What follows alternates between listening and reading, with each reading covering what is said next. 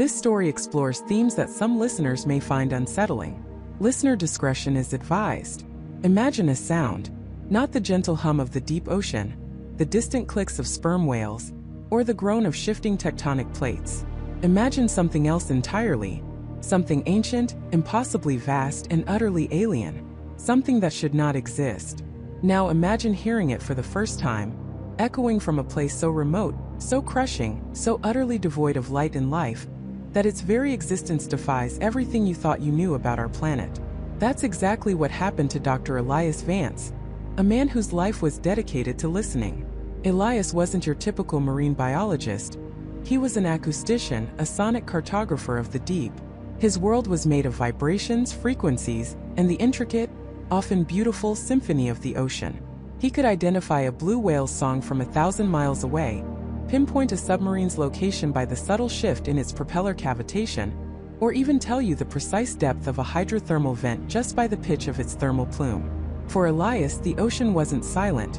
It was a constant, living conversation. But what he heard on that Tuesday, deep within the shielded, soundproof confines of the R/V Nautilus's acoustic lab, was no conversation. It was a monologue, a terrifying, resonant, inexplicable monologue from the very bottom of the world. The year was 2042. The Nautilus, a marvel of deep-sea engineering, was on a groundbreaking mission to map the acoustic landscape of the deepest known trench in the Pacific, a place unofficially dubbed the Mariana Abyss by the research team. For months, they'd been deploying an array of ultra-sensitive hydrophones, some designed to withstand pressures exceeding 16,000 pounds per square inch, descending them slowly, meticulously, into the crushing blackness. They were searching for new species, geological anomalies, perhaps even undiscovered hydrothermal vents. What they found, however, was something far more profound, far more unsettling. The initial data stream had been flagged by an automated anomaly detection system, a sophisticated AI designed to filter out known biological and geological sounds. It was late, past midnight, when the alert pinged on Elias's console. Uncategorized high-amplitude, ultra-low frequency event detected. Origin, Mariana Abyss. Depth exceeding 10,800 meters. Elias, fueled by lukewarm coffee and a restless curiosity, had shrugged off the notification as a sensor malfunction or an unusual seismic event. The abyss was known for its geological activity, after all. But the AI insisted, cycling through its own self-correction protocols, reanalyzing the raw data and flagging it again and again. Each time, the confidence score for the anomaly grew. Intrigued, Elias had pulled up the raw audio file. He put on his studio-grade headphones, adjusted the frequency filters, and braced himself for the usual cacophony of deep-sea noise. What followed, however, made the blood drain from his face. It wasn't a roar, not exactly. Nor was it a groan or a shriek or any sound he recognized.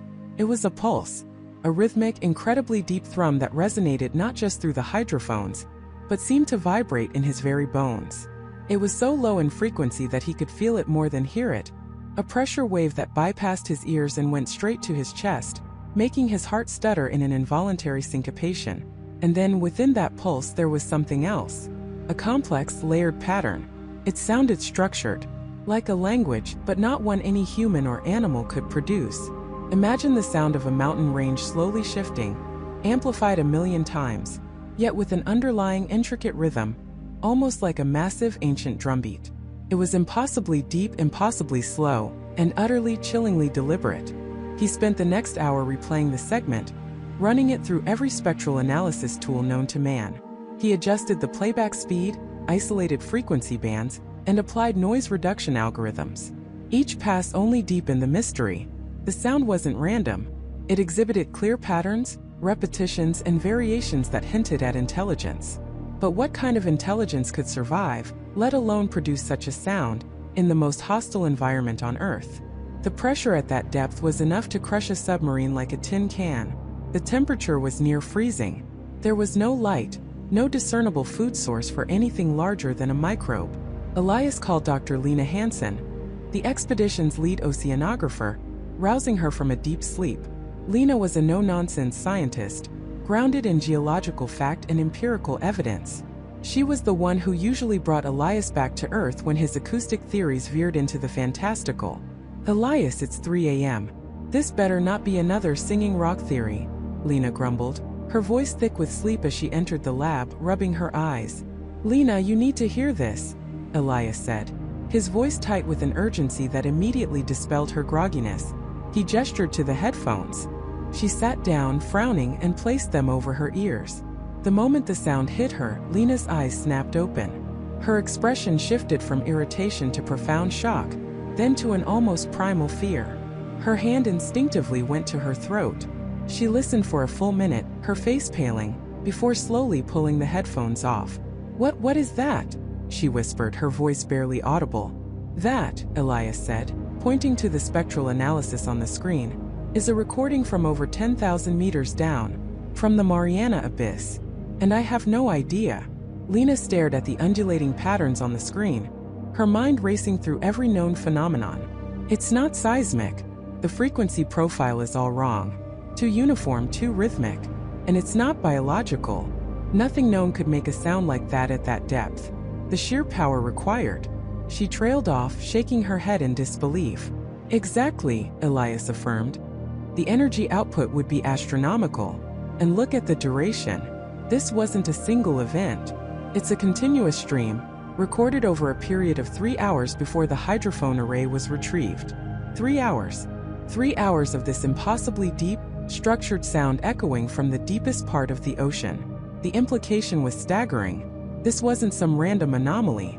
This was something sustained, something active. What about a malfunction?" Lena suggested, clinging to the last shred of rational explanation. Elias pulled up the diagnostic logs for the hydrophone array. All systems nominal. Redundant sensors confirmed the audio. The pressure housing held. The battery array performed perfectly. No interference, no data corruption. "This is clean audio, Lena. As clean as it gets." He zoomed in on a particularly complex section of the waveform. "And look here. Do you see this pattern? It repeats, but with subtle variations, almost like verses in a song. Or cycles in a communication."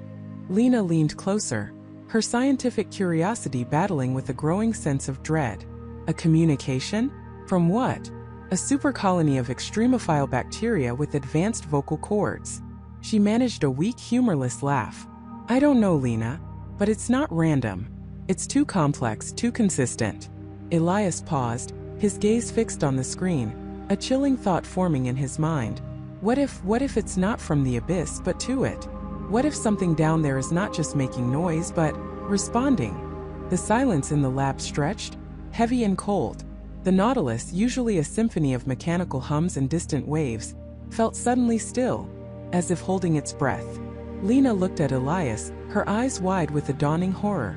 The Mariana Abyss, once a scientific curiosity, had just transformed into something else entirely. It was no longer just a place of extreme pressure and darkness. It was a conduit, and something was trying to speak through it. Or perhaps something had finally answered. Dr. Eris Thorne stared at the flickering oscilloscope, his mind grappling with the impossible. The data stream, raw and unfiltered, spilled across the screen in a chaotic symphony of peaks and troughs. Beside him, Emily Chan, her fingers flying across a holographic interface, was already attempting to make sense of the cacophony. David Miller, the project's lead engineer, stood a few feet back, his arms crossed, a deep frown etched onto his face. The control room, usually a hum of focused activity, was now eerily silent, save for the low thrum of the servers and the frantic clicks of Emily's console. "Run it again, Emily," Eris said, his voice barely a whisper, a strange mix of dread and exhilaration. "Isolate the primary frequency band. Anything that doesn't look like geological noise or marine life." Emily nodded, her eyes wide, reflecting the green glow of the screens. She rewound the recording, a timestamp indicating a segment from just 2 hours ago. As the playback began, a low guttural rumble filled the speakers, a sound so profound it vibrated through the very floor. It was unlike any seismic activity they had ever registered. There was a rhythm to it, a strange, deliberate undulation that defied natural explanation. Interspersed within this deep thrum were sharper, almost percussive bursts, like distant, immense impacts. "Filtering for known environmental variables now," Emily announced, her voice tight with concentration. She applied a series of complex algorithms, stripping away the layers of ambient ocean noise, the distant whale songs, the crackle of hydrothermal vents. The chaotic lines on the oscilloscope began to coalesce, revealing a more defined structure beneath the surface static. David finally spoke, his voice gruff. "Eris, this has to be equipment malfunction. A short, maybe interference from a pressure differential at that depth. We're talking about the Mariana Trench, for crying out loud. Nothing organic could produce a sound like that, not at that magnitude, not at those frequencies, without being, well, utterly colossal." Eris didn't take his eyes off the screen. "Colossal, yes. But a malfunction? David, your hydrophone array is the most robust, redundant system ever deployed. And look at the waveform. It's not random. It's patterned." As Emily refined her filters, the guttural rumble began to resolve into something more distinct. The percussive burst sharpened, displaying an uncanny regularity. It wasn't a steady beat, but a complex sequence of pulses, each one slightly different, yet undeniably related to the last. It was like listening to a symphony being played by an orchestra of giants, each instrument vibrating with an incomprehensible power. "I'm isolating a repeating sequence," Emily breathed, her fingers hovering over the interface. "There. See it? It's not a perfect loop, but there are definite motifs. Like a phrase repeating with variations." On the main display, a segment of the waveform highlighted in bright blue. It was a 5-second burst of sound, a deep, resonant hum that swelled and receded, punctuated by 3 sharp rising tones, followed by a series of rapid, intricate clicks. Then, after a brief silence, the sequence began again, subtly altered. The hum was slightly deeper, the rising tones shifted in pitch, the clicks rearranged. "My God," David murmured, finally stepping closer, his skepticism beginning to crack under the weight of the evidence. "It's structured. It's too complex to be anything but deliberate." Eris felt a cold dread begin to seep into his bones, replacing the initial scientific thrill. Deliberate, yes. But from what? From whom? "We've probed the deepest parts of the ocean for decades. We've sent down submersibles, ROVs. Nothing. Just an empty, crushing void." Emily, however, was already taking the next logical step. "I'm running a spectral analysis. Looking for harmonics, overtone series, anything that suggests a source. The frequency range is enormous. From infrasound that would shake your teeth out, all the way up to frequencies that are barely audible to the human ear." The spectral graph materialized, a rainbow of colors representing different frequencies and their intensities. It wasn't a smooth curve, as one would expect from a natural phenomenon. Instead, it showed distinct, sharp peaks like individual notes played with precision. And some of those peaks were in a range that no known biological entity on Earth could produce. Not even the largest whales came close. "The source of this energy, it's immense," Eris whispered, his voice hoarse. "The sheer power required to generate these frequencies at this depth, and to have them propagate across hundreds of miles, it's beyond anything we've ever conceived." They spent the next few hours in a feverish blur, each discovery deepening the mystery, each answer spawning a dozen new questions. Emily overlaid the repeating sequences, searching for mathematical patterns. David meticulously checked every sensor, every cable, every data packet, desperate to find an error, a logical explanation for the impossible. Eris, meanwhile, pored over geological charts, bathymetric maps of the Challenger Deep, trying to pinpoint the exact origin point of the signal. "It's not coming from a single point, Eris," Emily finally announced, her voice strained. "The array triangulation is fuzzy. It's as if the signal is originating from across a broad area within the trench, not a singular source. And it's not just radiating outwards. It's like the entire trench itself is resonating." This was a terrifying thought. The idea that the very structure of the Earth's deepest chasm, a place of unimaginable pressure and cold, could be acting as an instrument, a conduit for something unknown, was almost too much to bear. "Resonating," David echoed, his face pale. "How? What could possibly cause that?" "I don't know," Emily admitted, shaking her head. "But the signal, it's not static. It's changing. As we've been analyzing it, the intensity has subtly increased. And the complexity of the patterns, it's evolving." Eris felt a prickle of alarm. "Evolving? You mean it's not just a recording? It's ongoing?" "Yes," Emily confirmed, pulling up a real-time feed. "The current data stream shows even more intricate variations. It's almost as if it's responding to us, to our attempts to decipher it. The implication hung heavy in the air. The signal wasn't just a leftover echo from an ancient past, a static message waiting to be found. It was active. It was dynamic. It was aware. Eris walked over to the main screen, where the raw, unfiltered data from the hydrophone array was still streaming in. He zoomed in on a particularly dense section of the waveform, a chaotic jumble of lines that had previously been dismissed as background noise. "Emily, isolate this section," Eris instructed, pointing. "Amplify it. Apply a narrow bandpass filter specifically for frequencies around, let's say 20 to 30 Hz, and then slow it down. Way down." Emily, though puzzled by his specific request, complied. Her fingers danced, and the relevant section of the recording was isolated. The screen momentarily cleared, then a new, highly amplified waveform appeared. When she applied the filters and slowed the playback to a glacial pace, the control room filled with a sound that froze the blood in their veins. It was a deep, slow, rhythmic throb, a pulse. Each beat was immense, reverberating, followed by a long, drawn-out exhalation, like an impossibly deep breath. It was the sound of something vast, something alive, and something utterly alien. It was the sound of an immense heart, beating in the crushing darkness, resonating through the very bedrock of the Earth's deepest scar. And it was getting stronger. The very bedrock of the Earth's deepest scar. And it was getting stronger. The low thrum pulsed through the Triton's hull, a vibration that started subtle but quickly intensified, rattling the sensitive instruments mounted on the internal panels. Emily, her face ashen, stared wide-eyed at her console. Her fingers, usually nimble and precise, hovered over the controls, momentarily paralyzed. David, gripping the flight stick, felt the tremor resonate through the reinforced chair beneath him.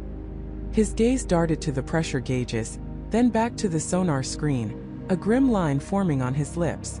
Dr. Eris Thorne, however, was a man transformed. The initial shock had given way to a terrifying, almost manic scientific fascination. His eyes, usually calm and analytical, now burned with an intensity that bordered on obsession. He leaned forward, pressing his ear against the cold metal casing of the primary audio receiver, as if trying to merge with the sound itself. Amplitude increasing. Emily finally managed to whisper, her voice tight with a mixture of awe and fear. "Exponentially. It's getting louder, Eris. Much, much louder." The sound wasn't just a recording anymore. It was a physical force. It vibrated in their teeth, in their bones, a primal rhythm that seemed to bypass their ears entirely and resonate directly within their very core. The low, resonant thud-thud-thud-thud filled the small chamber, growing in volume and intensity with each passing second, until it felt less like an external sound and more like an internal tremor, a seismic event occurring within their own bodies.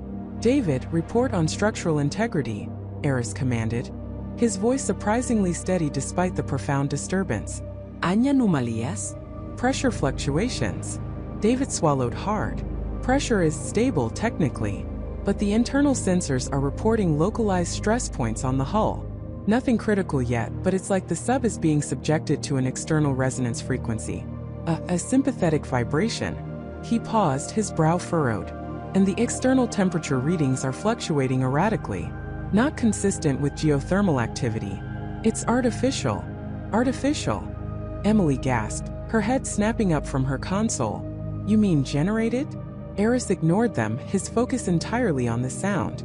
"Run a full spectral analysis, Emily. Every parameter. Frequency range, waveform, harmonic distortion. I want to know everything about this signature."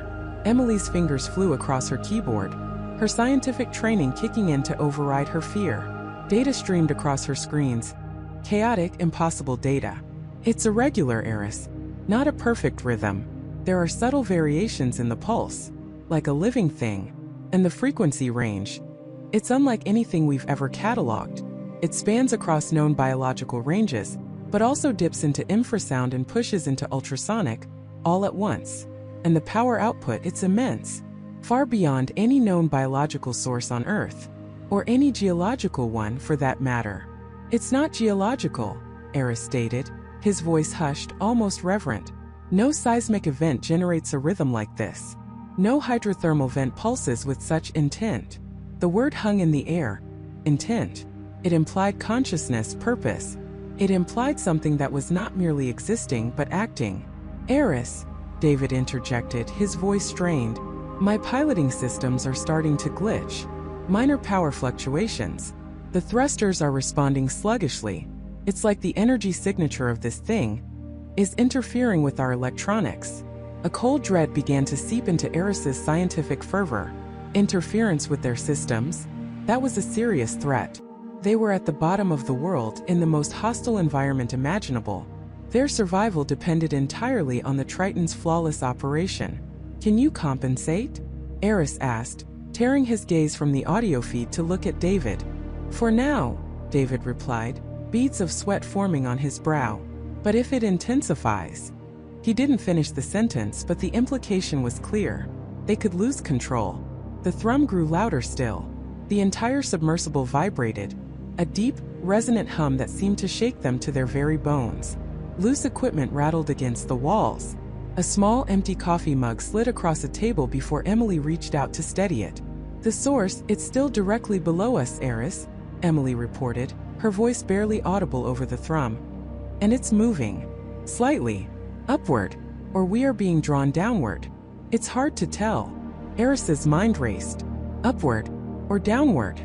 The idea of being pulled by an unseen force, by the sheer sonic energy of this titanic heartbeat, was terrifying. But the scientific imperative was overwhelming. He had to know. He had to see. David, can you maneuver us closer? Maintain maximum stability. Just 10 meters. Then 5. I need a more precise triangulation. I need to get a visual. David hesitated, his knuckles white on the controls. Eris, with the interference pushing closer, is risky.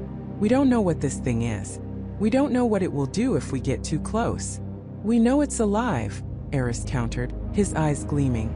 And it's here, at the deepest point of our planet. This is the greatest discovery in human history, David. We can't turn back now. We won't. Emily, despite her obvious fear, nodded in agreement. The allure of the unknown, the promise of an unprecedented discovery, was a powerful motivator for any scientist. All right, Eris, David conceded, his voice heavy with resignation. But if anything goes critical, I'm pulling us out. Understand? Understood, Eris said, already turning back to his console, bringing up the visual sensors.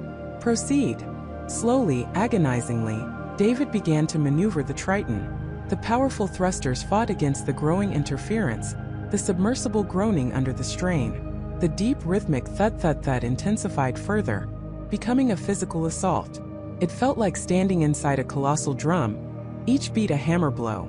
The external lights of the Triton cut through the absolute, crushing blackness, illuminating nothing but the endless, featureless abyssal plain receding beneath them. They were descending, or perhaps the source was rising, but the distance was undeniably closing. 5 meters, Eris, David reported, his voice tight. Holding position. Interference is at 40%. I'm losing fine control. Keep fighting it, David, Eris urged, his face pressed against the viewport, though all he saw was an impenetrable void. Emily, any new readings? Gravitational anomalies? Energy signatures. Gravitational readings are spiking erratically, Emily said, her voice strained. And there's something else. A faint secondary emission, electrical in nature, pulsing in sync with the primary sound. Like neural activity. Neural activity. The words hit them like a physical blow. It wasn't just a heartbeat. It was a brain. A mind. Eris, look, David suddenly exclaimed, his voice laced with a raw primal fear. Eris tore his gaze from his console and looked where David was pointing. Through the forward viewport, just at the extreme edge of the Triton's powerful floodlights, a faint, shimmering distortion had appeared. It wasn't solid, not yet. It was like heat haze rising from the seabed, except it was moving with purpose, growing larger, clearer. The thrumming intensified to an almost unbearable crescendo, the Triton shaking violently. Alarms began to blare, signaling critical system overloads. Eris, we have to go, Emily screamed, her hands flying to the emergency override. We're losing power. The hull can't take this resonance. But Eris couldn't move. He was mesmerized, his eyes glued to the shimmering distortion. It was resolving slowly into something tangible, something vast, something unbelievably colossal. And then, just as the Triton's lights flickered and dimmed, threatening to plunge them into absolute darkness. He saw it. A colossal obsidian-black surface, impossibly smooth, reflecting no light, absorbing it all. It curved upward from the abyssal plane, a gargantuan, impenetrable wall of pure, unadulterated darkness. It was so immense, so utterly devoid of any recognizable feature, that it defied comprehension. It was like looking at a piece of the cosmos, ripped from the void and plunged into the deepest ocean trench. But it wasn't just a wall. As their lights flickered, a faint ethereal glow emanated from within the surface itself, a dull, pulsating luminescence that seemed to emanate from beneath the obsidian. And with each pulse the heartbeat thrummed stronger, more insistent. Then the glow intensified and Eris saw it. Not a wall, not a surface. It was a vast curved eye, an eye of unimaginable proportions, glowing with an inner, ancient light, slowly, deliberately, opening in the crushing darkness of the Mariana Trench. And it was looking directly at them. A collective gasp, ragged and strangled, tore through the calms. For a moment, suspended in the crushing black, there was only the thrum of the submersible's life support, and the impossible ancient glow of that titanic orb. It wasn't merely looking at them. It was looking through them, into the very core of their sanity. The light, initially a soft ethereal azure, began to pulse, ever so faintly, like a sluggish cosmic heartbeat. Each pulse sent a ripple of unsettling energy through the water, a vibration that resonated deep within the sub's titanium hull, a low resonant thrum that bypassed their ears and went straight to their bones. It wasn't a sound, not really, but an infrasonic tremor, a silent scream from the abyss itself. Michael, frozen at the controls, felt a primal terror seize him. His mind, trained for logic, for scientific method, for the predictable chaos of the deep, simply shattered under the weight of this impossible reality. This wasn't biology. This wasn't geology. This was something else. Jessica, the marine biologist, her face pressed against the viewport, was a study in horrified awe. Her breath plumed in the cold air, her eyes wide, reflecting the alien light. It's a living thing," she whispered, her voice barely audible. "But it's too big, too old. It defies everything." Her hand, trembling, reached out, as if to touch the impossible. David, the pilot, usually so stoic, was visibly shaking. His grip on the joystick was white-knuckled, but he made no move to retreat.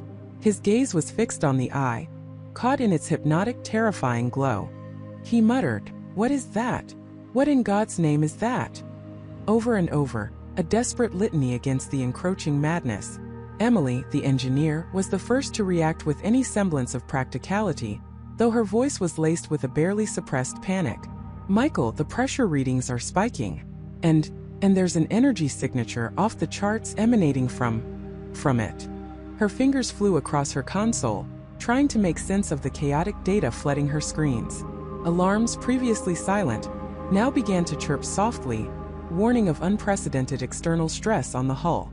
The eye, in response to their silent terror, seemed to narrow just a fraction.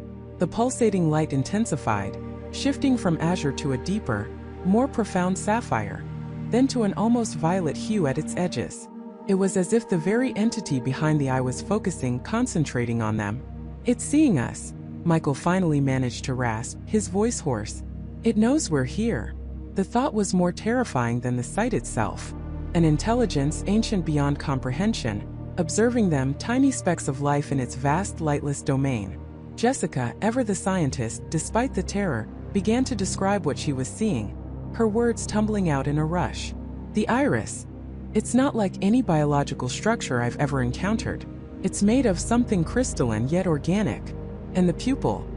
It's a void, a perfect, absolute blackness that seems to absorb the light even as it emits it. It's like looking into a miniature black hole, Michael."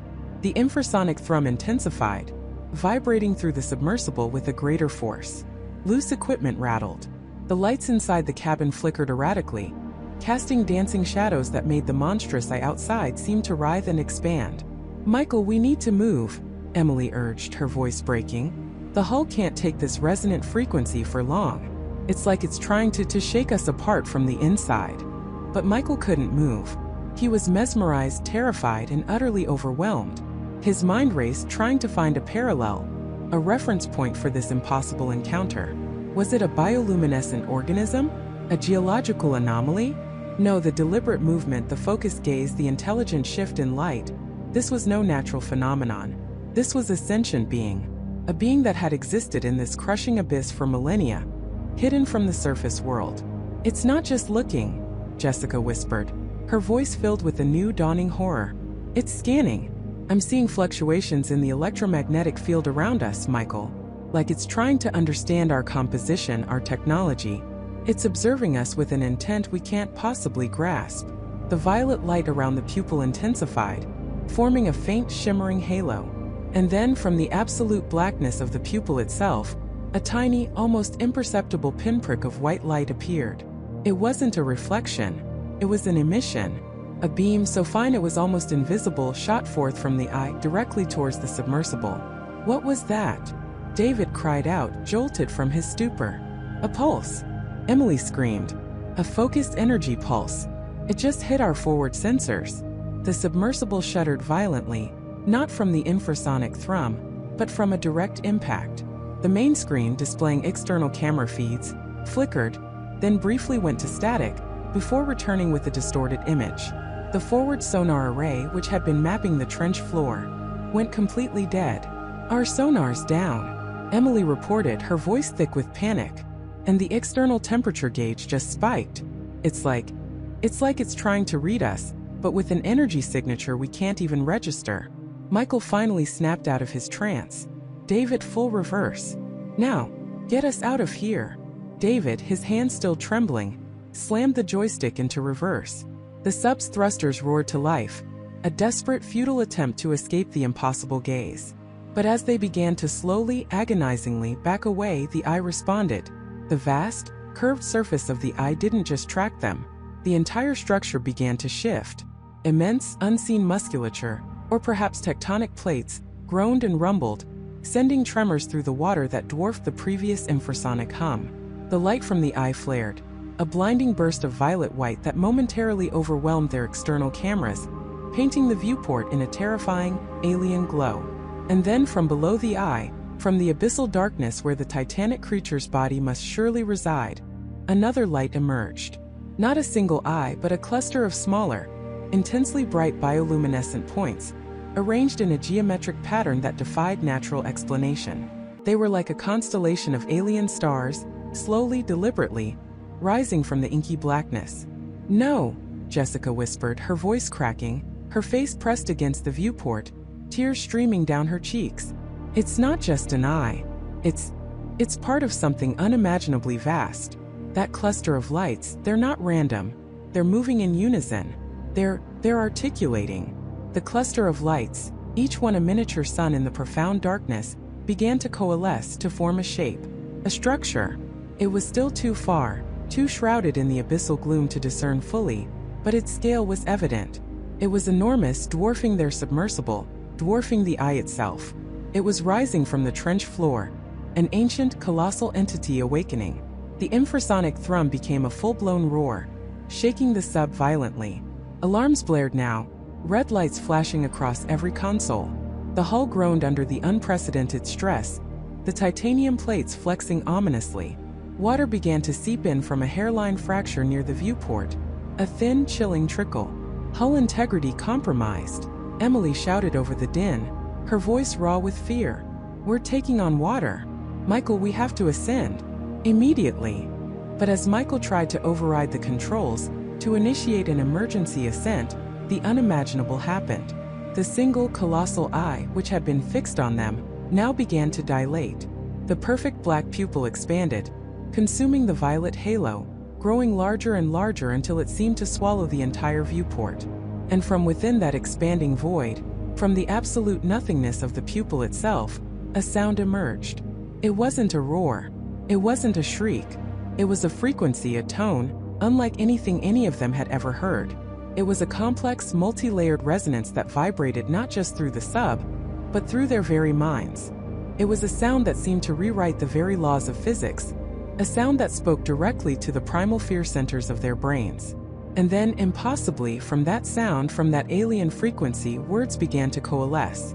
Not in English, not in any known human language, but in a series of clicks, hisses, and deep guttural tones that somehow terrifyingly felt understood.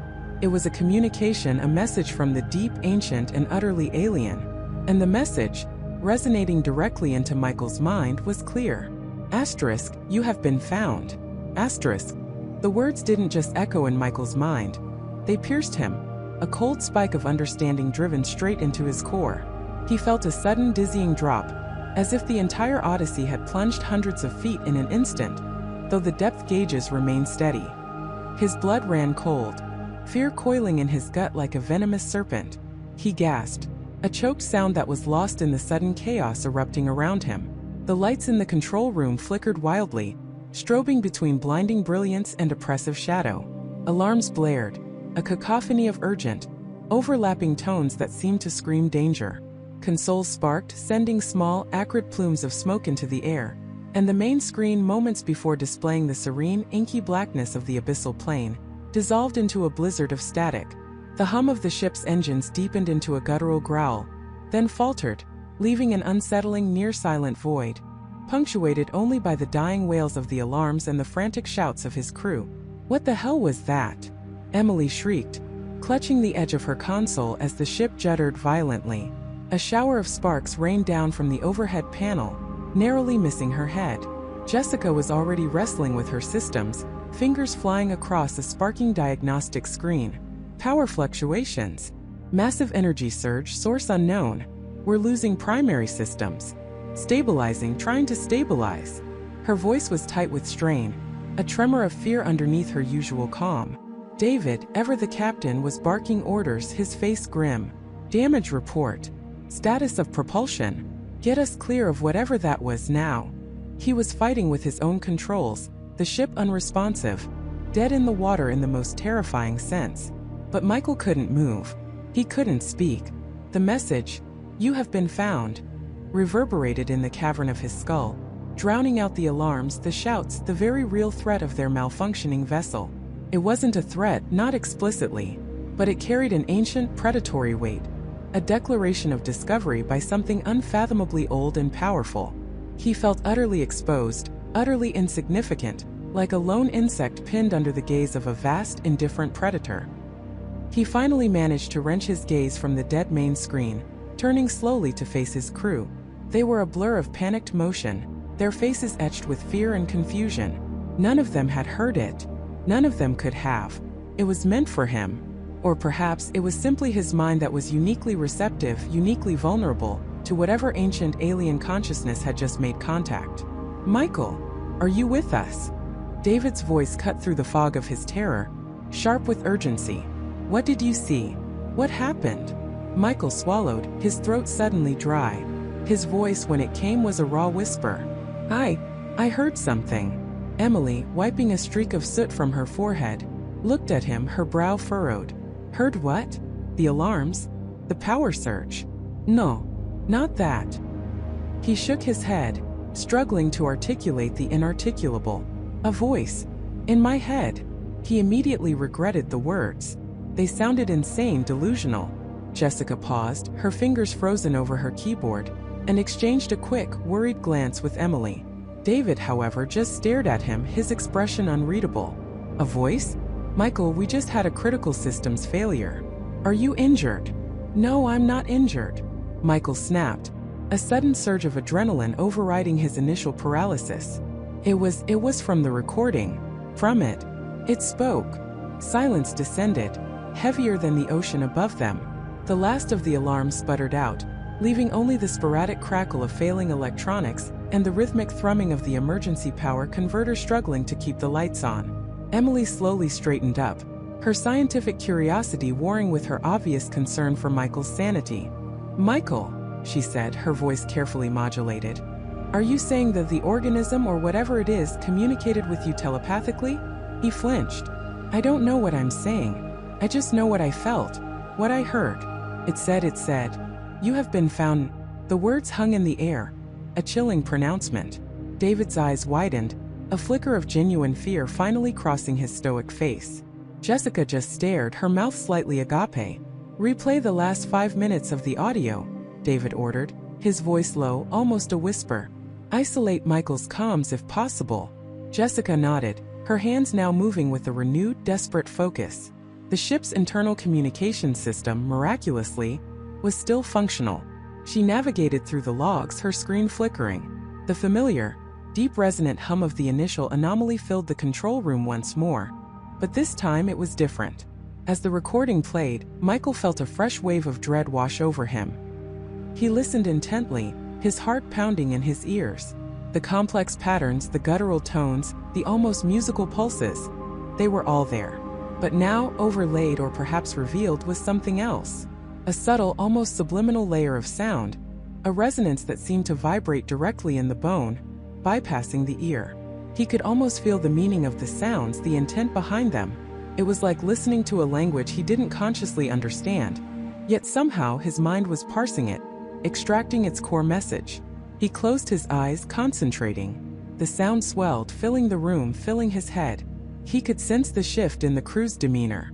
Emily leaned forward, her eyes wide, her scientific detachment crumbling. Jessica gasped softly, her hand flying to her mouth. Even David, rigid at his console, seemed to be holding his breath. The recording reached the point where Michael had heard the direct message. And then it happened again. Not as a literal voice, not as a sound wave, but as a pressure in their minds, a shared understanding. A cold, undeniable presence that filled the room, a brief, terrifying communion. Asterisk, you have been found. Asterisk, this time it wasn't just Michael. It wasn't a literal sound, but the implication of sound, a resonant frequency that bypassed their auditory canals and spoke directly to their brains. It was a shared, horrifying revelation. Emily let out a strangled cry, recoiling from her console as if burned. Jessica whimpered, her face pale, eyes wide and unfocused. David slammed his fist on his console, the sound echoing dully in the strained silence. What in God's name was that? Emily whispered, her voice trembling. It wasn't a sound. It was a thought, a direct neural input. A declaration, David corrected, his voice raspy. A sentient declaration. It knows we're here. Michael felt a profound, chilling sense of validation, mixed with an even deeper terror. He wasn't crazy. They had all heard it. Or rather, they had all received it. Our power surge, Jessica finally managed, her voice barely above a whisper. It coincided exactly with that message. It's like it tried to overload our systems, or perhaps it was a byproduct of its own communication method. Or a scanning pulse, Emily added, her mind already racing, trying to categorize the impossible. A way to probe our consciousness, to establish a link. And it found a receptive mind in Michael first. She looked at him, her gaze a complex mix of fear, awe, and scientific hunger. We need to get out of here, David said, his voice firm, cutting through the daze. Now, whatever that is, it's not a natural phenomenon. It's intelligent, and it just told us it found us. That's not a welcoming message. But David, what if it's not hostile? Michael countered, a strange, almost feverish excitement starting to mix with his fear. What if it's just acknowledging our presence? It's the first confirmed intelligent contact in human history. We can't just run. Michael, we just had our ship nearly crippled by its acknowledgement. Jessica exclaimed, fear sharpening her tone. It's clearly capable of manipulating energy, or at least emitting something that profoundly affects our technology. We don't know what else it can do. Precisely, Emily interjected, her scientific curiosity overriding her fear as always. This is unprecedented. We must understand it. Its capabilities, its nature, its purpose. This isn't just a new species. It's a new form of intelligence, one that communicates directly, circumventing language barriers. David ran a hand over his face, his jaw tight. I have a crew to protect. Our primary mission was to investigate an anomaly, not to make first contact with something that can speak directly into our minds and fry our systems. He glanced at the depth gauge, then at the dead main screen. We're still dead in the water. Jessica, status on propulsion and comms. Propulsion is slowly coming back online, but it's unstable. Comm arrays are completely fried. We can't send a distress signal and we can't receive anything. We're blind and essentially adrift down here. Her words were a chilling confirmation of their predicament. A profound silence descended once more, heavy with the weight of their isolation and the immense, intelligent presence lurking just beyond their sensors. They were trapped, miles beneath the surface, with something that had just announced its awareness of them. Michael looked at the blank main screen, then back at his crew. David, the pragmatist, wanted to flee. Emily, the scientist, wanted to understand. Jessica, the engineer, just wanted to fix things and survive. And he felt an inexplicable pull, a strange, almost magnetic urge to delve deeper, to understand the source of that voice, that message. Asterisk, you have been found. Asterisk, it wasn't just a declaration. It felt like a summons.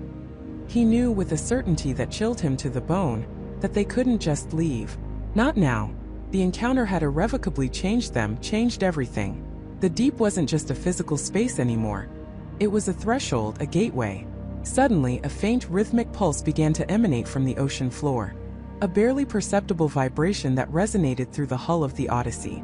It wasn't the violent surge from before, nor the complex patterns of the recording.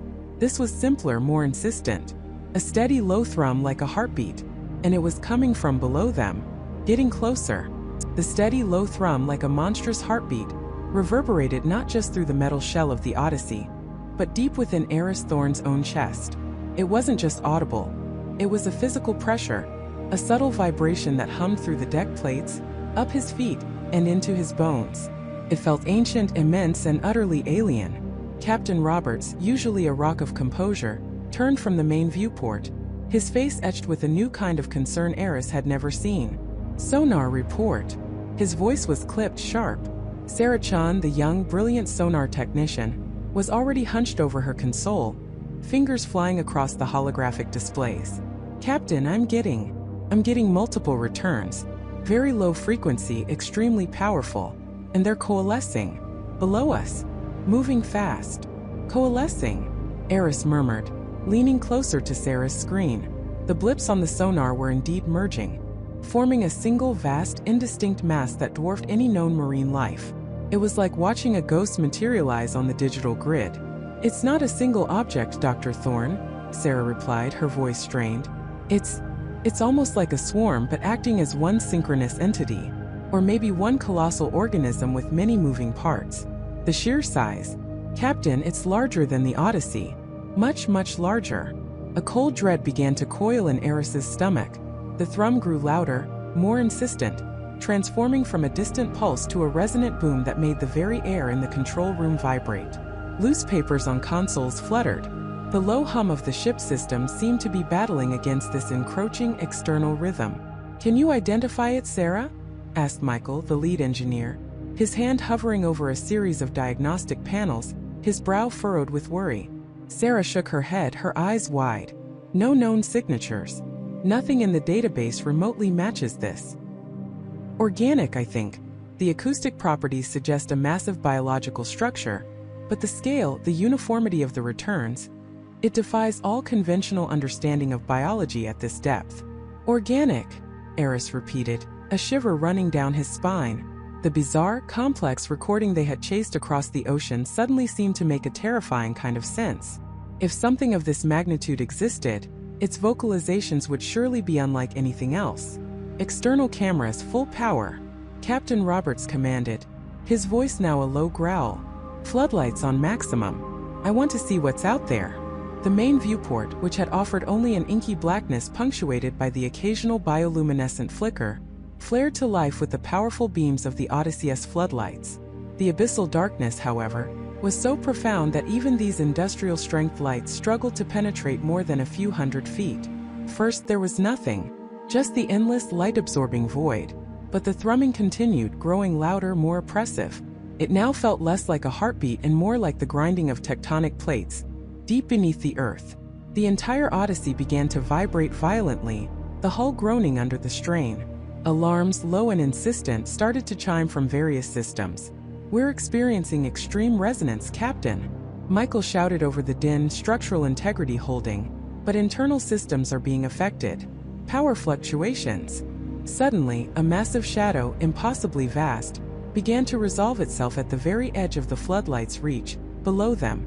It was not a distinct shape, but rather an absence of light, a deeper, more profound blackness against the already black backdrop. It moved with a slow, deliberate grace, yet covered immense distances with each undulation. There! Eris pointed, his voice hoarse. Below us. Do you see it? Everyone in the control room was now staring, transfixed, at the viewport. The shadow seemed to stretch for hundreds of feet, disappearing into the darkness beyond the lights. It had an organic quality, a fluid sweeping motion that suggested immense muscle and power. It was like seeing the edge of a living mountain. "It's not just one thing," Jessica, the marine biologist, whispered, her face pale. "Look at the edges. There are smaller, faster movements, like appendages, or maybe smaller entities moving in concert with the main mass." The thrumming intensified, reaching a crescendo that rattled the teeth in their skulls. The Odyssey bucked and swayed, struggling against an unseen force. On Sarah's sonar, the massive coalescing entity was now directly beneath them, encompassing the entire projected area of the Odyssey. They were suspended directly over it, like a tiny insect hovering above a leviathan. Then from the depths of the shadow, a new sound emerged, cutting through the overwhelming thrum. It was a low, guttural shriek, a sound that seemed to tear at the very fabric of the deep ocean. It wasn't the complex, mournful wail of the original recording. This was raw, primal, and filled with an ancient, terrifying fury. The shriek resonated through the hull, causing a sharp, painful pressure in Eris's ears. The lights flickered violently. The main viewport, which had been a window into the abyss, suddenly went dark, plunging the control room into an oppressive, crimson glow from the emergency lights. "Power failure to external lights," Michael yelled, wrestling with his controls. "Main sensors are glitching. We're blind." A collective gasp went through the crew. They were adrift thousands of meters beneath the surface, suspended over an unknown, colossal entity, now plunged into complete darkness save for the emergency red. The thrumming continued, now accompanied by the unsettling groans and creaks of the Odyssey's stressed hull. "What was that sound?" Sarah breathed, her voice barely a whisper. It wasn't a communication. It was a warning. Or a threat. Eris felt a cold sweat break out on his forehead. The shriek had been unlike anything he had ever heard. A sound that spoke of unimaginable power and an intelligence that was utterly alien. It was the sound of something disturbed, something ancient and powerful that did not wish to be found. "Captain, we need to move," Eris urged, his voice tight with urgency. "We've clearly agitated it. Whatever it is. We can't stay here." Captain Roberts, his face grim in the red light, nodded. "Engage thrusters, Michael. Maximum power. Get us out of here directly upwards, away from that signature." Michael slammed his hand down on the thruster controls. The Odyssey groaned, its powerful engines roaring to life, attempting to propel them upwards. But the thrumming intensified further, now feeling like a physical grip. The ship vibrated so violently that everyone struggled to maintain their footing. On Sarah's sonar, even though the main visual systems were down, the massive coalescing signature below them began to expand, its edges blurring, as if the entity itself was rising, or perhaps just reacting with immense unseen force. "It's moving with us," Sarah cried out, her voice laced with panic. "It's rising. Or it's pushing us." A sudden violent jolt rocked the Odyssey, sending crew members stumbling. It felt like a colossal hand had slapped the underside of the vessel. Sparks flew from a damaged panel near Michael's console. The emergency lights flickered erratically. "What was that?" Eris shouted, grabbing onto a bulkhead for support. "Impact!" Michael yelled, his voice strained. "Minor hull breach warning in the aft section. Pressure holding for now, but... Captain, something just hit us." The thrumming, the shriek, the impact. It all coalesced into a single terrifying realization. They weren't merely observing an anomaly, they were interacting with it. And it was reacting to their presence with a force beyond anything they could have imagined. The Odyssey was no longer the hunter. It was the prey.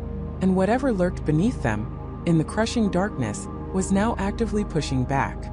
The deepest part of the ocean had decided it was no longer content to simply hum. It was awake. And it was angry. The Triton bucked and screamed like a wounded beast. A guttural groan ripped through the hull, a sound of tortured metal protesting against an impossible force.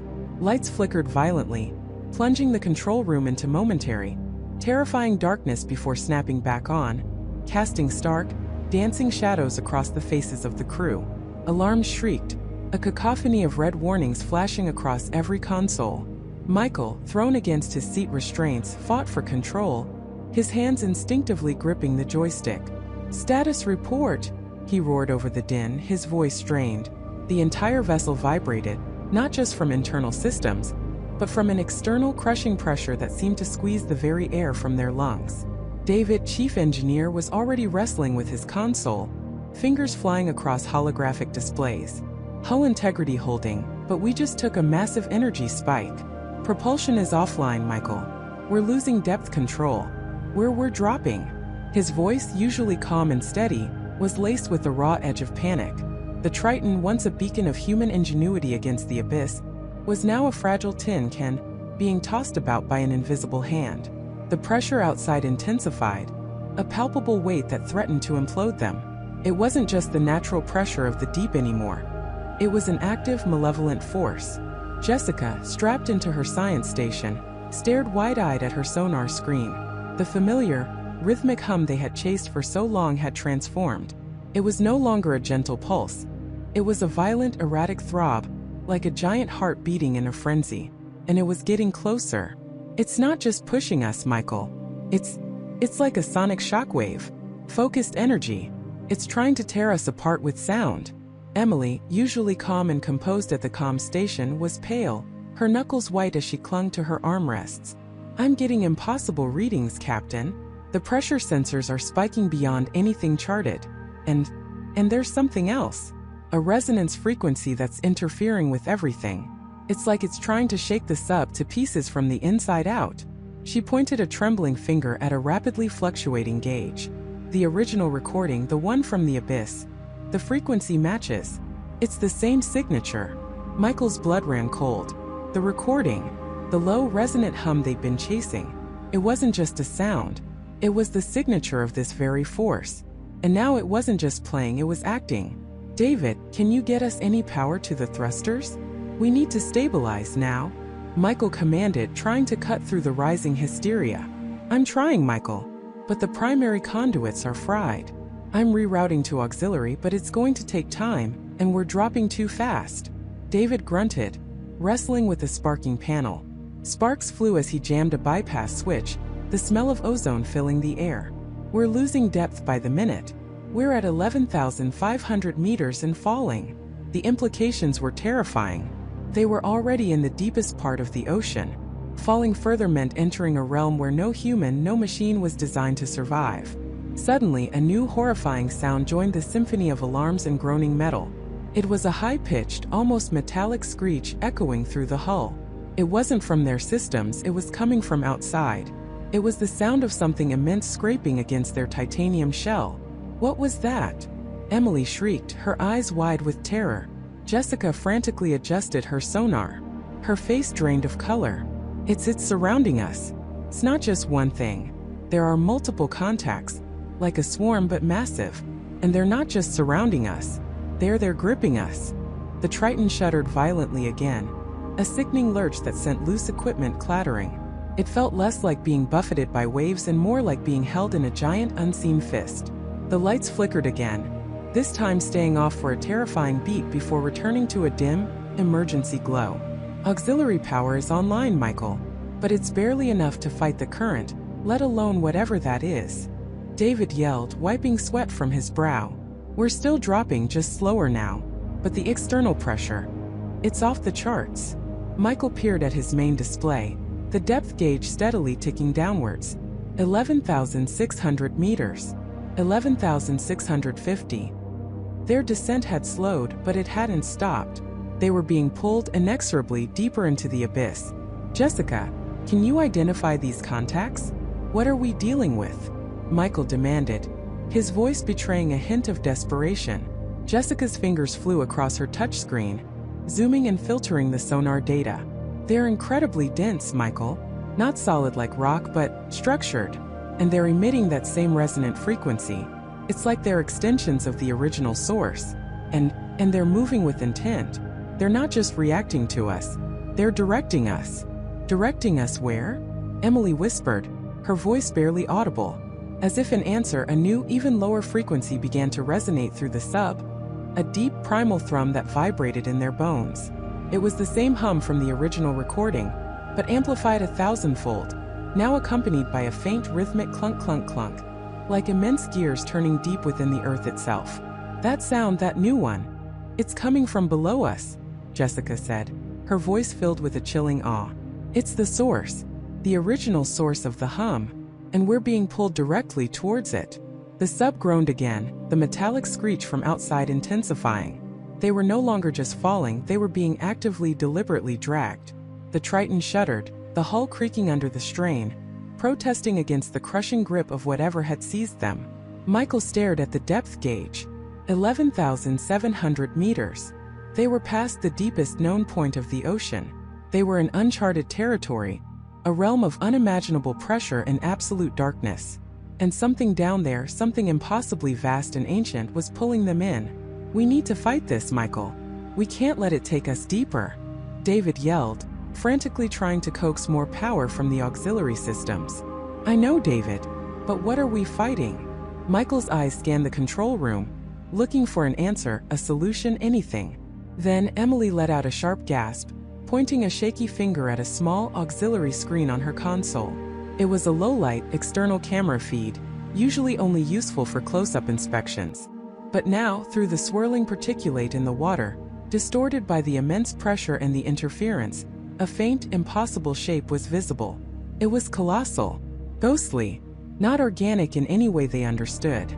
It was a structure impossibly vast, partially obscured by the murky depths, but undeniably there. And as the Triton was dragged closer, it seemed to resolve into something even more terrifying. Not a natural formation, not a geological wonder. It was a gate, a massive, intricate gateway, built from something that shimmered with an unnatural dark luminescence, almost absorbing the faint light from their sub. It was ancient, alien, and utterly immense, stretching upwards and outwards beyond the range of their lights, disappearing into the black. And through its colossal yawning archway, a faint pulsating light could be seen, emanating from an even deeper, darker abyss. The Triton was being pulled inexorably towards that gate. The rhythmic clunk clunk clunk from below grew louder, resonating with the hum of the original recording, as if the gate itself was a colossal living mechanism, slowly grinding open. Michael, we're not just being pulled into the deep, Jessica whispered, her voice trembling with a terrifying realization. We're being pulled into something else, something beyond the deep. The external scrapes intensified, the sound of immense, unseen forces guiding them, pushing them, funneling them towards that impossible gateway. They were no longer exploring the ocean floor. They were being led to its hidden threshold. And whatever lay beyond that gate, in the true heart of the abyss, was waiting. The pressure mounted, the sub groaning in protest, as the Triton was dragged, slowly but surely, towards the pulsating light, towards the unknown. They were about to cross a boundary that should never be breached.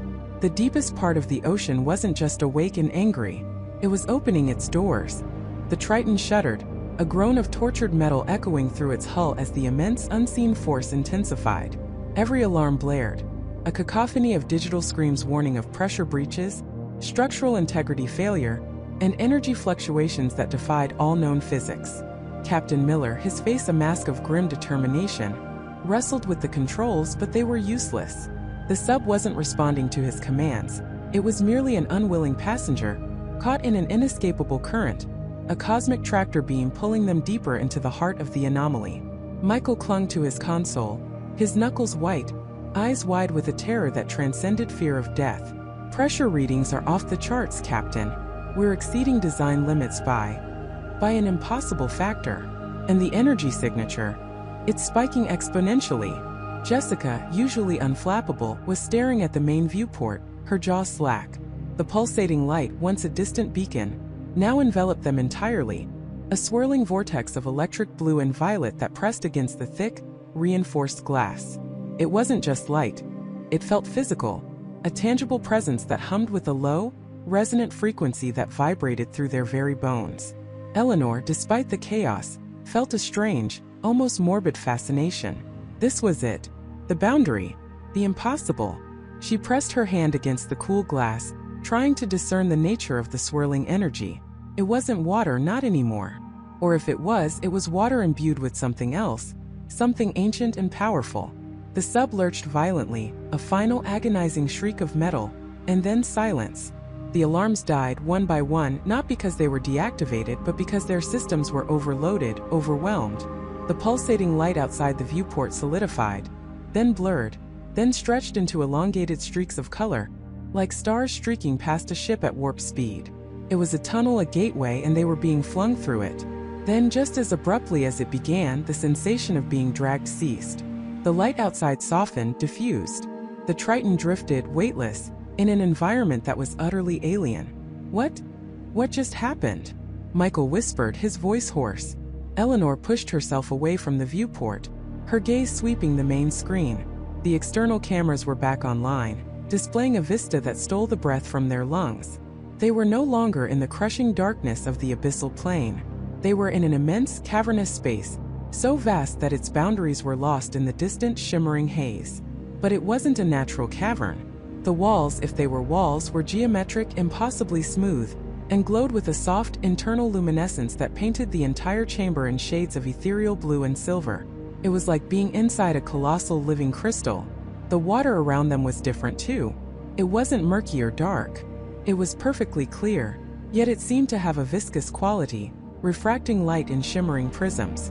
Strange, delicate tendrils of light, like luminous seaweed, drifted lazily from the unseen ceiling, occasionally brushing against the Triton's hull, leaving trails of phosphorescent dust. "My God," Eleanor breathed. It's not water. Not in the way we understand it.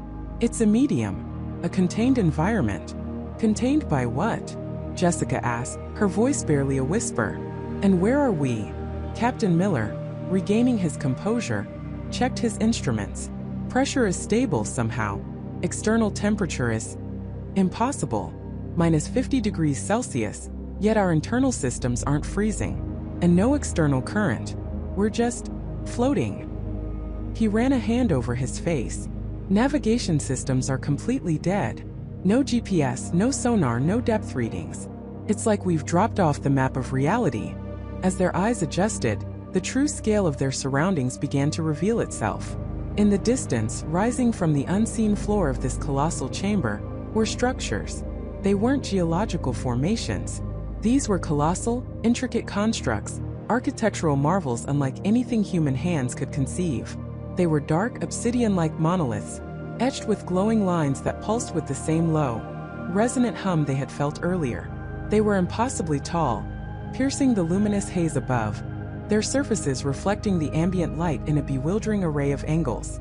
Some were spire-like, others resembled colossal, nested cubes, and one in particular was a vast circular platform slowly rotating, its surface covered in an intricate network of glowing runes.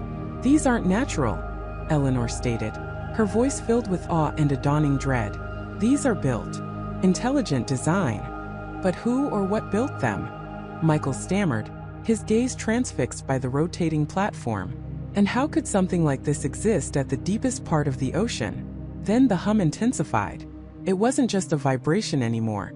It was a sound, a deep, resonant chord that seemed to emanate from the very fabric of the chamber. It was the sound from the recording. But here it was raw, unfiltered, and infinitely more complex. It wasn't just a monotone drone. It was a symphony of alien frequencies, a language without words, conveying immense power and an ancient, unsettling wisdom. "The recording," Eleanor gasped, her eyes wide. "It's not a natural phenomenon. It's a broadcast. A message." As she spoke, the glowing lines on the nearest monolith brightened, pulsing in time with the resonant hum. And then, slowly, deliberately, a section of the monolith began to retract, sliding back into itself with a silent, impossibly smooth motion, revealing an opening. It wasn't a door in the conventional sense, but a void of absolute darkness within the glowing structure. From this void, something began to emerge. It was vast, not in the sense of a massive creature, but in its presence, its sheer scale. It wasn't a single entity, but a collective, a swarm of countless individual motes of light, each no larger than a human hand, yet moving with a terrifying, unified purpose. They were bioluminescent like fireflies, but their glow was cold, almost predatory. They coalesced, flowed, and reformed, their movements fluid and mesmerizing like a living current. They were heading directly for the Triton. "What are those things?" Jessica whispered, her hand flying to her mouth. Captain Miller gripped the helm, his knuckles white. "Michael, get me a scan. Anything. Energy signature. Biological composition. Anything." Michael frantically typed, but his screens were still struggling.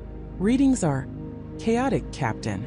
It's a massive energy signature, but it doesn't register as anything known. No organic markers, no inorganic. It's like they're pure energy, pure light. The swarm approached faster now. As they drew closer, the individual motes of light began to resolve into more defined shapes. They were abstract, geometric, like tiny glowing crystals, each one intricately faceted. They didn't have eyes or mouths, no discernible features, yet there was an undeniable intelligence in their collective movement. They surrounded the Triton, a swirling vortex of shimmering light, pressing against the hull, against the viewport. The hum intensified to an almost unbearable pitch, vibrating through the sub until the very air seemed to crackle. Inside the Triton, lights flickered, consoles sparked, and systems began to fail once more. The oxygen recycling unit sputtered, the internal temperature control went haywire, and a low, grinding sound emanated from the sub's propulsion system, signaling a critical malfunction. "We're losing power," Michael yelled, wrestling with his console. "Main thrusters are offline. Auxiliary power is failing. They're draining us." Eleanor watched, horrified, as the swarm pressed closer, their cold light illuminating her reflection in the viewport. She could feel a strange pressure, not physical but mental, a vast alien consciousness attempting to penetrate her thoughts, to understand, to analyze. It was overwhelming, a tidal wave of foreign information. Captain Miller slammed his fist on the console. "We have to move. We can't stay here. Jessica, is there any way out? Any exit from this chamber?" Jessica pointed a trembling finger at the main screen, where the vast, rotating circular platform was now glowing with an even more intense light. "Captain, look. The platform. It's activating. The runes. They're illuminating." As they watched, the glowing runes on the colossal platform began to pulse faster and faster, in a complex sequence. A new sound joined the hum, a high-pitched whine that rose above the cacophony of failing systems. The swarm around the Triton seemed to pause, their collective attention drawn to the platform. Then from the center of the platform, a beam of pure, focused light erupted, piercing the luminous haze above, striking an unseen point in the distant ceiling of the chamber. It was a beacon, a signal, or perhaps a weapon. The Triton was still trapped, slowly being drained of power, surrounded by the enigmatic swarm, and now a new massive energy emission was activating in the heart of this alien realm. They had crossed the boundary, yes, but they hadn't found answers. They had merely stumbled into a much larger, much more terrifying truth. The deepest part of the ocean wasn't just a place of immense pressure and darkness. It was a gateway to an ancient living machine, and they were caught in its gears. The realization hit them like the crushing weight of the ocean itself. This wasn't just a finding. It was an entanglement. The Nautilus, with Michael, Jessica, and David inside, was no longer merely observing an anomaly. They were part of it, caught in the very gears of something ancient and incomprehensible. The structure, which they had initially perceived as a colossal, inert monument, began to hum with a newfound, terrifying energy. It wasn't a mechanical hum in the traditional sense, but a resonant thrum that vibrated through the very hull of the submersible, a sound that felt as if it originated from the deep bedrock of the planet itself.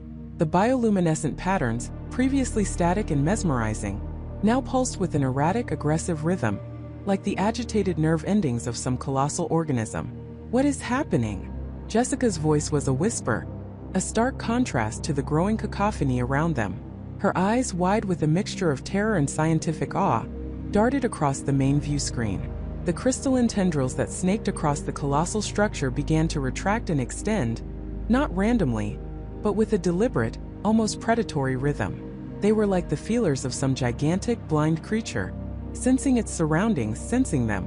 David, usually the calmest under pressure, was frantically tapping at his console, his brow furrowed in concentration.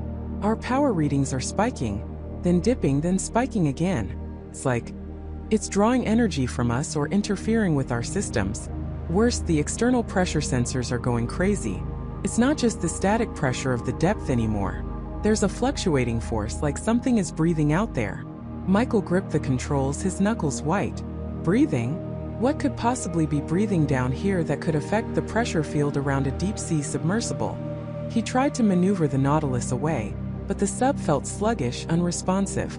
It was as if an invisible current, generated by the structure itself, was holding them in place, drawing them closer. The thrumming intensified, vibrating not just through the hull, but through their very bones. It was a low infrasonic frequency that resonated deep within their chests, making their teeth ache and their vision blur at the edges. Jessica pressed her hands to her temples, a low groan escaping her lips. This frequency, it's like the recording but amplified, distorted. It's too much.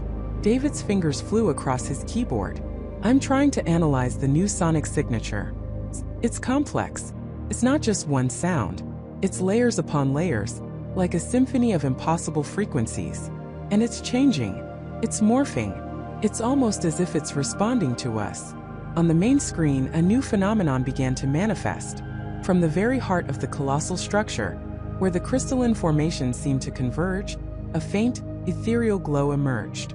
It wasn't bioluminescence. It was something else, a light that seemed to devour light, creating an unsettling paradox of brightness and profound darkness. As it intensified, the surrounding water began to churn, not from currents, but from an internal agitation. Microscopic particles previously invisible now swirled into shimmering, complex patterns, drawn towards the enigmatic light. It's opening, Michael breathed, the words catching in his throat. The light pulsed, and where it emanated, the crystalline tendrils began to retract completely, revealing a vast, perfectly circular aperture. It wasn't a void, but a gateway to something else entirely. Within its depths, what looked like swirling nebulae of impossibly vibrant colors pulsed and shifted. It was like looking into a cosmic anomaly, not at the bottom of the ocean. The gateway, Jessica whispered, her voice laced with a strange mix of dread and wonder. It's not just a structure. It's a portal. To what? To where? David's voice was strained. My instruments. They're detecting energy signatures unlike anything I've ever seen. Not electromagnetic, not gravitational, not even exotic matter. Something else. Something that shouldn't exist in our reality. And it's emanating from that gateway. It's like a wound in space-time. The Nautilus lurched forward, pulled inexorably towards the glowing maw. Alarms blared, a desperate counterpoint to the deep, resonant thrumming. Michael fought the controls, pushing them to their limits, but the sub was a toy in the grip of an unseen, colossal force. We're being drawn in, he yelled, his voice barely audible over the rising din. Brace yourselves. The journey towards the gateway was terrifyingly slow, yet felt incredibly fast. The swirling patterns within the aperture grew in complexity, revealing what looked like intricate, shifting geometries that defied known physics. Colors bled into each other, then snapped into stark, impossible contrasts. It was overwhelming, a sensory assault that threatened to shatter their minds. Jessica suddenly pointed a shaking finger at the screen. Look, the patterns. They're not random. They're like data, information. It's a language, Michael. David. A visual language, flowing and changing. David's eyes widened. She's right. I'm getting faint echoes of complex algorithms. It's processing something. And the sonic frequencies, they're not just random noise. They're interacting with these visual patterns. The recording isn't just a sound. It's a component of this massive, living information system. The Nautilus was now perilously close to the gateway, its hull groaning under the immense, fluctuating pressures. The thrumming from the structure outside reached a fever pitch, and the frequencies Jessica had identified as being similar to the original recording now seemed to resolve into a distinct, rhythmic pulse. It was the heartbeat of the machine, or perhaps its communication. Michael stared at the gateway, a terrifying thought forming in his mind. If it's a machine, a living one, and it's a gateway, what is its purpose? What does it do? As if in answer, the swirling light within the portal intensified, then solidified. What had been abstract, shifting patterns began to coalesce into distinct, albeit alien forms. They weren't solid objects, but luminous constructs, appearing and disappearing within the gateway's depths.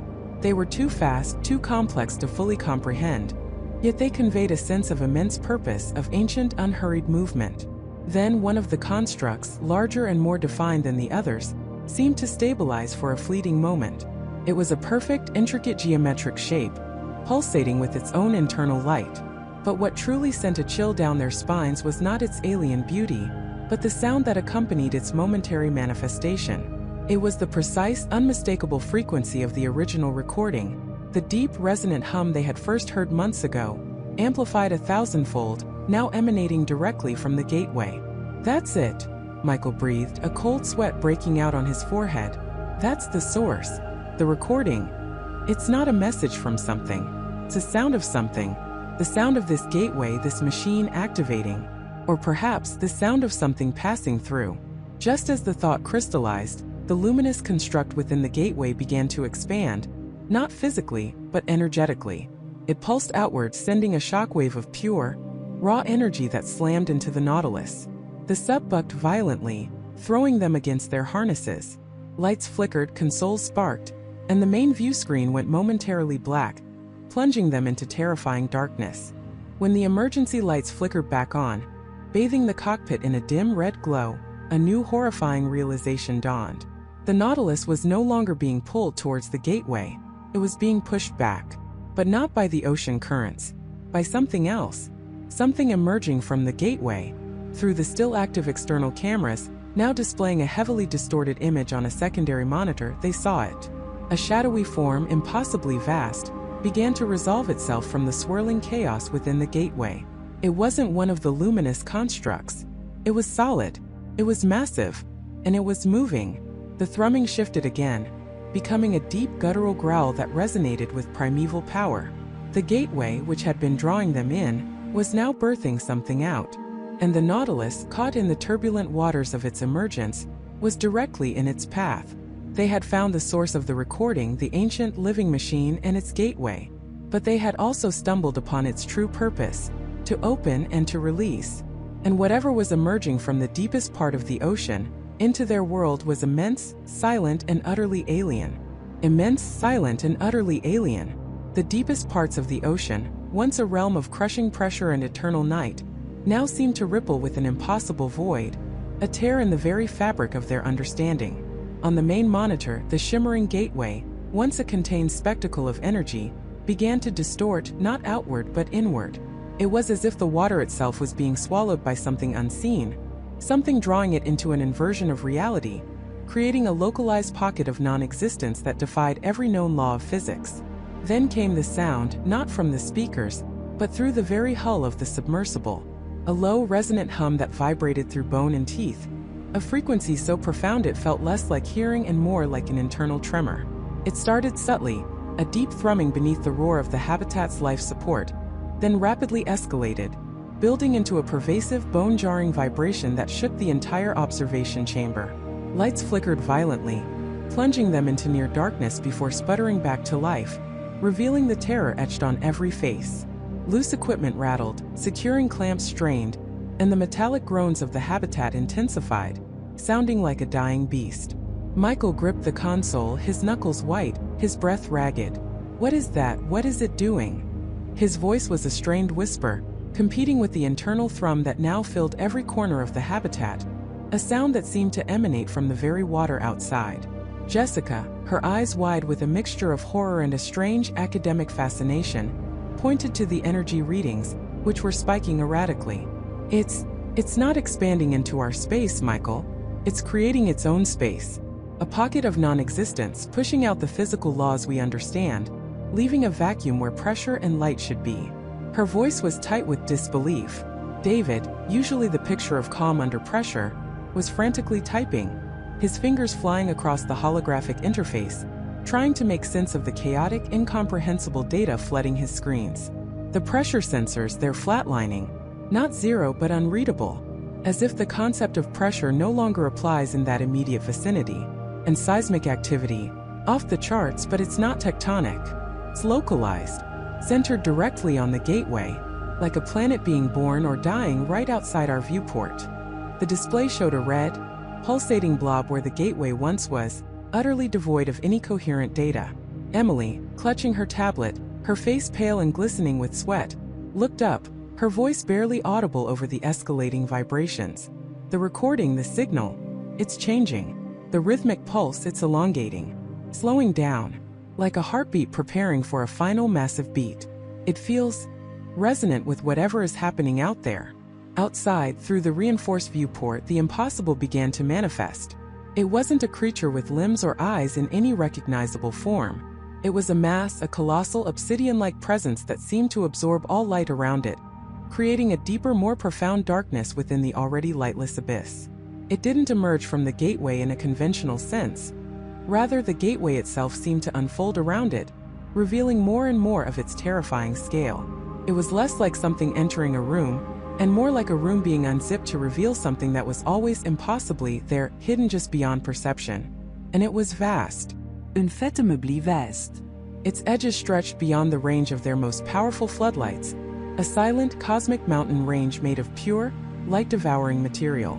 It didn't move with propulsion, but with a slow, deliberate unfurling, a silent expansion that displaced the colossal volume of water with an ease that defied physics, sending unseen currents churning through the abyssal plain.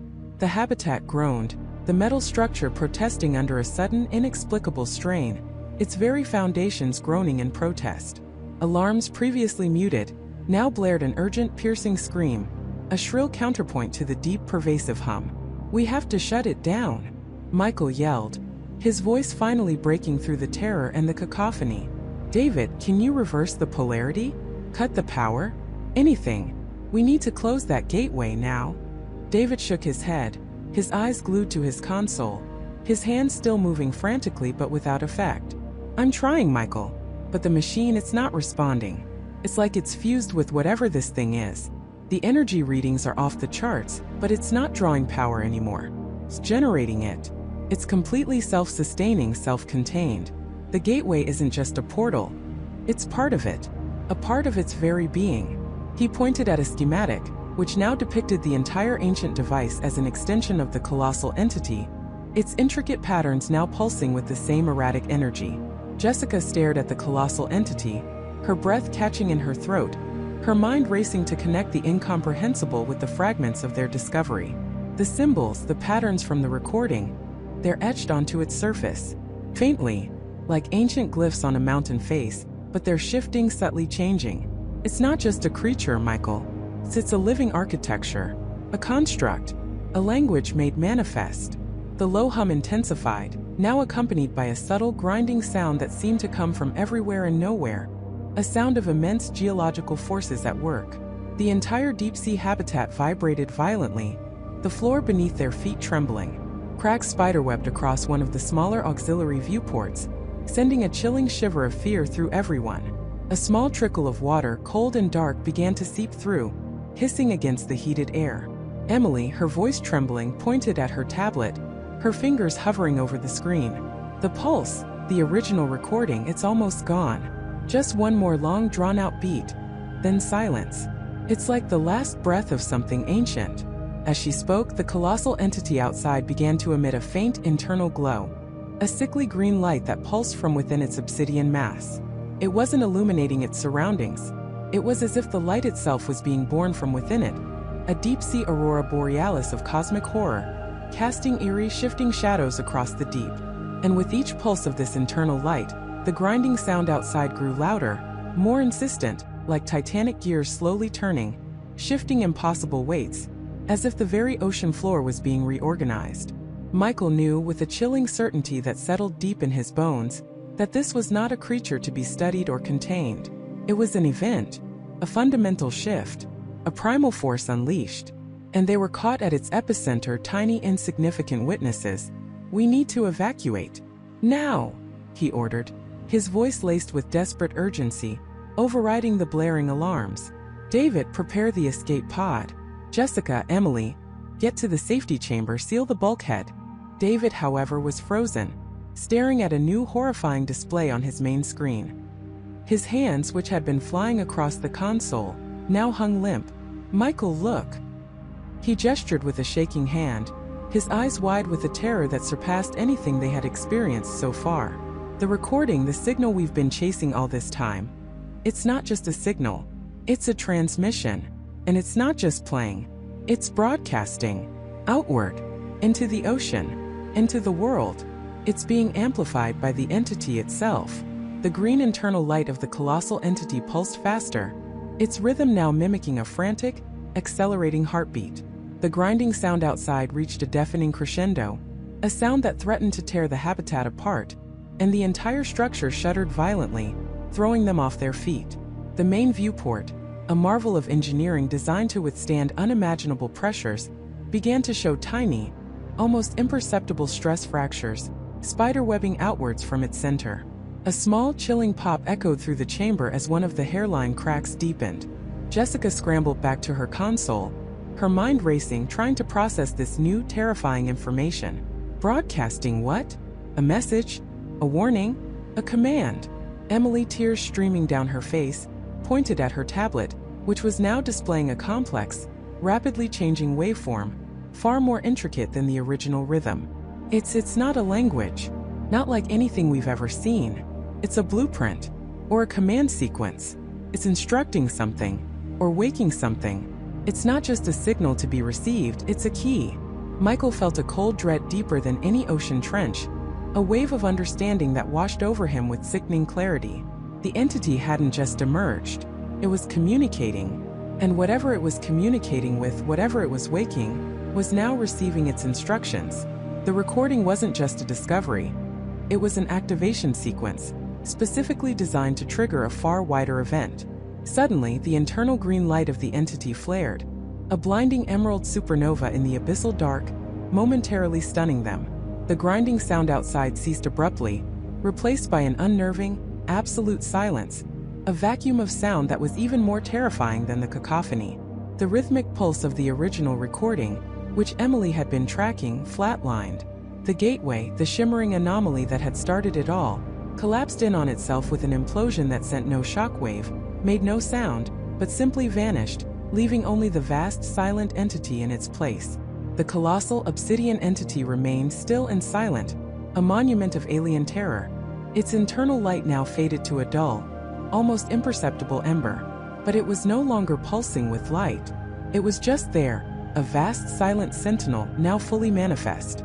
The deep-sea habitat, no longer under the strange, localized pressure, stabilized slightly, though the lingering tremors and the spiderweb viewport were stark reminders of the recent cataclysm. The single trickle of water from the minor crack had stopped, as if the ocean itself was holding its breath. It's done, Jessica whispered, her voice hollow, her eyes fixed on the immense form outside. The gateway is gone. The signal has stopped. Michael looked at the silent, immense form outside, then back at his team, whose faces reflected a mixture of exhaustion, relief, and profound horror. The initial fear was still palpable, but now it was mixed with a chilling, dawning comprehension. "No," he said, his voice barely a whisper, thick with a terrible realization. "It's not done. Just begun." The gateway served its purpose. It opened. It released. And the signal wasn't meant for us. It was meant for whatever else is out there. Whatever else has been waiting. David slowly, deliberately brought up a global map on his console. His face was ashen, his previous terror now replaced by a chilling, quiet certainty. "Michael, the broadcast, it wasn't just local. My systems picked up secondary energy signatures, echoes, spikes of activity, all across the globe. In other deep ocean trenches, in volcanic vents, places we've never been able to reach, places we didn't even know existed deep beneath the crust." Emily, her eyes wide with dawning horror, looked at the map, seeing the faint, spreading red dots appearing in impossible, remote locations, far from their current position. Other recordings? Other gateways? Michael's gaze locked onto the map, seeing the faint, spreading red dots appearing in impossible locations. The entity outside wasn't alone. It was a vanguard. The recording they had chased, the one they thought they had discovered, was merely the first note in a planetary symphony of awakening. What they had unleashed wasn't a single being but a process, a global emergence. And humanity, utterly oblivious, was about to face the true silent invasion from the deep. The deepest part of the ocean wasn't just a place. It was a prison. And they had just opened all the cells, releasing whatever ancient horrors lay dormant beneath the waves, now awakened by the very signal they had sought to understand. The Challenger 2 shuddered, a groan of tortured metal echoing through its very core. The lights flickered, not just in the control room, but across every deck, battling against an unseen force that sought to plunge the vessel into absolute darkness. Outside, the ocean, once a vast silent expanse, was now a maelstrom of unseen energies. The sonar screens went wild, not with pings of physical objects, but with chaotic, impossible patterns that seemed to warp the very display. What is happening? Captain Rostova's voice was tight, her eyes darting across the failing consoles. Ben, report. What's the status of the signal? Ben Carter, his face pale and slick with sweat, hammered at his keyboard. It's not a signal anymore, Captain. It's a broadcast. An amplification. It's emanating from the trench, but it's not just sound. It's everything. It's overloading every frequency, every sensor. It's like the ocean itself is screaming, or perhaps singing a new song. Dr. Thorne, his earlier triumph now curdled into a chilling dread, stared at the main view screen. The deep-sea cameras, remarkably, were still functioning, but what they showed was no longer the familiar abyssal plane. Tendrils of what looked like shimmering, ethereal light pulsed from the crevice, not illuminating, but displacing the water, creating impossible voids and shifting geometries that defied physics. It was as if the very fabric of reality was being unstitched, thread by invisible thread. Shut it down! Thorne roared, his voice cracking. Ben, shut it down. Now! I can't! Ben yelled back, his fingers flying. The system's locked. It's not responding. It's like the signal itself has become the system. It's embedded. Lena Petrova, who had been standing silently, her gaze fixed on the main screen, slowly raised a hand. It's not just a signal, Dr. Thorne. It was never just a signal. It was an instruction. A key. Her voice was soft, almost a whisper, but it cut through the rising panic. The patterns, the glyphs I saw in the analysis, they weren't a language to be understood. They were a program, a sequence, a command. As she spoke, the Challenger 2 lurched violently. Alarms blared, a cacophony of red lights reflecting in the widening terror in the crew's eyes. The view screen flickered, showing the impossible currents outside turning into swirling vortexes of light and shadow, pulling at the ship with unimaginable force. Command for what? Captain Rostova demanded, gripping the edge of her console. To unravel, Lena replied, her eyes wide, staring into the abyss. To awaken. To rewrite. And then the global report started flooding in, not through official channels, which were already seizing up, but through frantic, desperate messages from other vessels, from coastal cities, from satellites that were suddenly showing impossible anomalies across the planet. Tremors, not geological but existential, rippled through the Earth. The deep ocean, once a barrier, was now a conduit. From the Pacific Rim to the Atlantic Ridge, seismic activity spiked, not as traditional earthquakes, but as deep, resonant hums that vibrated through the very bones of the continents. Coastal regions reported unprecedented tidal shifts, not just tsunamis, but waters receding miles in minutes, only to surge back with unnatural speed, carrying with them not just debris, but strange phosphorescent materials that glowed with an eerie internal light. The sky too began to change. Over major cities, inexplicable auroras pulsed in hues never before seen, casting long, distorted shadows that seemed to move with a life of their own. Electrical grids failed en masse, plunging entire nations into darkness, not due to power outages, but to a complete, inexplicable breakdown of circuitry.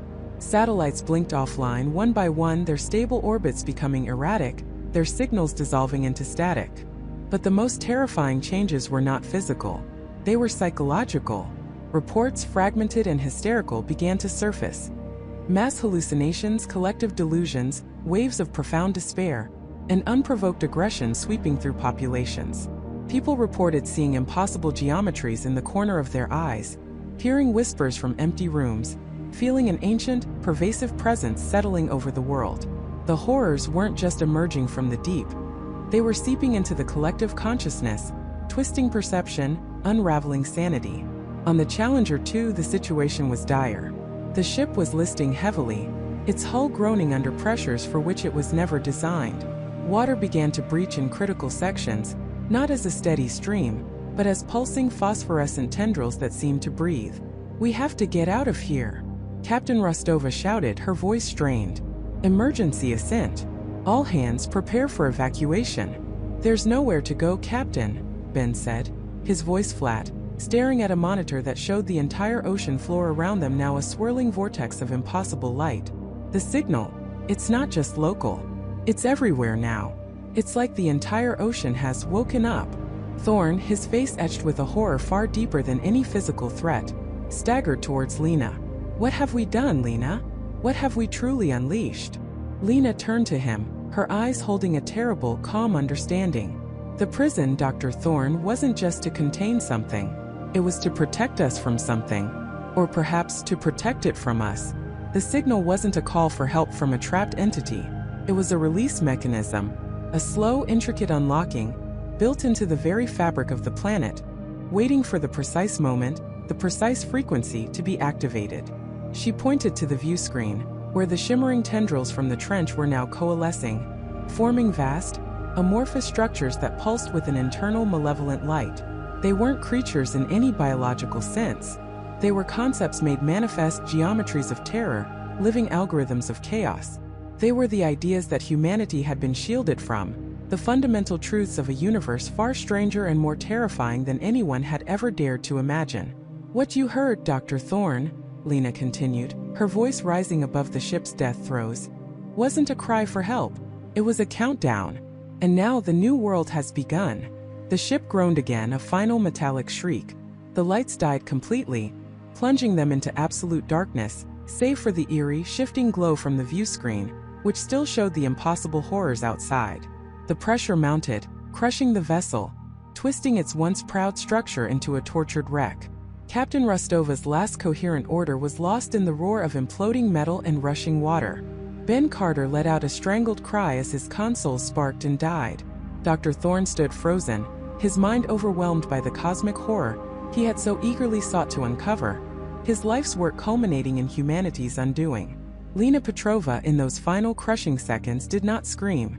She simply looked out at the unfolding chaos, at the ancient, unspeakable things that were now rising, not just from the deep, but from the very foundations of reality. A faint, chilling smile touched her lips, a smile of terrible understanding. The signal had not just awakened an ancient horror. It had awakened her to the truth. The deep ocean was not just a prison. It was a veil. And now the veil was torn. The Challenger 2 imploded, its demise a mere ripple in the grand, terrifying symphony that was now sweeping across the planet. The surface world, already reeling from the initial waves of chaos, was now fully exposed. The strange auroras intensified, the psychic whispers became shouts, the impossible geometry solidified into visions that shattered sanity. Technology, once humanity's greatest triumph, became its greatest vulnerability, its intricate networks now conduits for the pervasive, reality-warping broadcast. The recording from the deepest part of the ocean wasn't just a sound, it was an awakening. It was the undoing of a world humanity thought it knew. The ancient horrors once confined to the crushing depths were now free, not to conquer but to redefine. They were the architects of a new reality, where the laws of physics bent to their will, where the human mind was but a canvas for their terrifying art. And as the last fragments of the Challenger 2 were swallowed by the abyssal trench, leaving no trace but a faint, lingering glow in the impossible currents, the world above began its slow, inevitable descent into an age unlike any before. An age of pervasive dread, of shifting perceptions, of a universe suddenly, terrifyingly, alive with things that had slumbered beneath the waves, waiting for the signal that would set them free. The deepest part of the ocean had merely been the beginning. The true horror had only just begun to surface.